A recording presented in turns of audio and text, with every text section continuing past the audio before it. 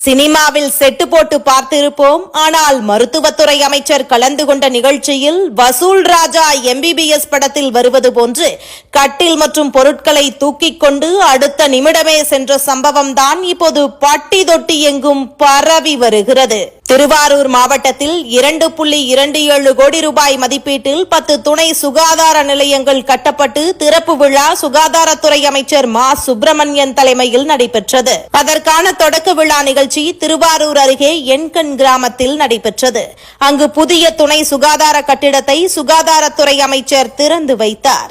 இந்நிகழ்ச்சியில் மாவட்ட ஆட்சியர் சாருஸ்ரீ உள்ளிட்ட பலரும் பங்கேற்றிருந்தனர்.